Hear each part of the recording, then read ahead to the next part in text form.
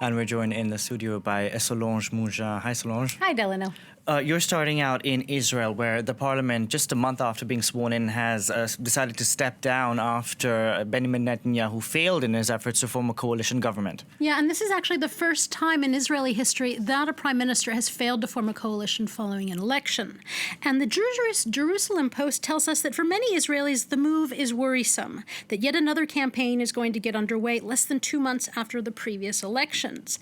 And in an editorial, the paper says that this means that in practical terms, there will be another, quote, recess in the business of governing in the country.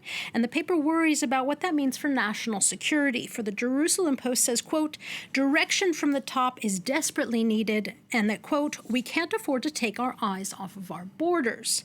Concerns that are shared by the paper Yedot Aronot. The paper is also alarmed by the toxicity of Israeli politics, saying that the aggression of politicians has turned Israel into a nation of us versus them, of secular versus ultra-Orthodox, with their, quote, kindergarten-like politicians. Okay. And now another paper, Haaretz, is saying that the real culprit is the prime minister himself. Yeah, Haaretz is really pointing the finger at the Israeli prime minister, saying that it is his obsession with holding on to power and pushing back the corruption trials that hang over his head that made last night one of the worst of his political life. The paper says that now that new elections had to be called, Netanyahu won't be able to slow the legal process that may put him on trial, as he won't be able to push through immunity laws that would have possibly kept him from going to trial. So Haaretz says that even worse nights could be awaiting the prime minister this year. Okay, to another top story dominating the headlines today is that of Robert Mueller breaking his silence. We finally get to hear what his voice sounds like. And, basically saying that his report, his 400-page report, stands for itself. Yeah, and the New York Times is taking issue with this. It says that Mueller's press conference was, quote, delivered passionlessly, if not robotically, because of that, it merits decoding. For them, it can be summed up in soundbite speech as no exoneration, and please don't make me testify before Congress. And the paper literally translates the speech line by line, flushing out the hidden meanings. It's carefully chosen wording that Robert De Niro refers to in his own op-ed in the Times. Now, the American actor plays Mueller on Saturday Night Live, and as such, he says that Mueller's report cannot speak for itself, that the public needs more than that the special counsel needs to, quote, step out of his comfort zone and testify before Congress, and not only be the author of the report, but the voice of it, too. Now, the Sacramento Bee also refers to this with a cartoon by Jack Oman. He has Nancy Pelosi saying, speak up, can't hear you. Now, this, of course, refers to the Speaker's current options of launching impeachment proceedings or not.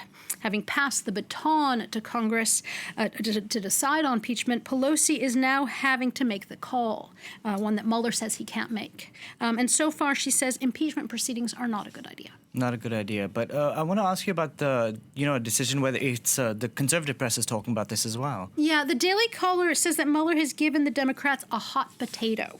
They ask, could the public's fatigue over this issue hurt the Democrats and their chance in November 2020? Or could it be a boon for them, with some liberal voters adamantly saying Congress needs to act? For the conservative Washington Times, such a decision is a sign of what they say is the Democrats' obsession with Trump. The Washington Times argues that Democrats don't forgive Trump for defeating Hillary Clinton, and they're seeking revenge by by trying to take him down. It's a fatal obsession, like in Melville's Moby Dick, where Captain Ahab is fatally obsessed with the white whale.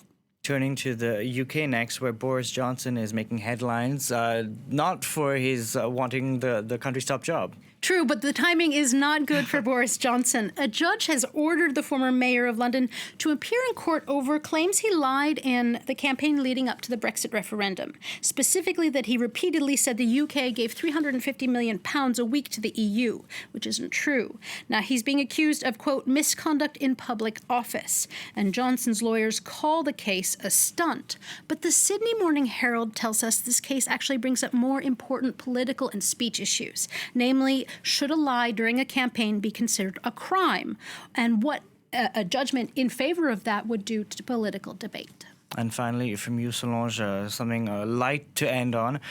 You have an article about why some people, we all know them, are always late to the airport. Yeah, indeed, we all know them. There's always that one person. Yes, exactly. The Atlantic tells us that you can split people into two: those that are late to the airport and those that arrive way too early. Way too early. Exactly. Yeah. Well, the Atlantic explains that the source of this difference actually stems, according to psychologists, from the same emotional problem: the extreme anxiety of travel, and that people deal with that anxiety by either being efficient and over-prepared. I'm in sort of that case, I arrive way too early, or being procrastinators and pushing it to the last minute to get a rush of adrenaline as they rush through the airport. So you've never been the final call? I have, but it wasn't necessarily because I arrived late. Okay, Solange, Missed flights, things like that. It has happened, and I absolutely hated it. It's awful when it does happen. Solange, thank you very much. Solange Moujant there with the Press Review. You can catch other editions of the Press Review on our website. The address is france24.com.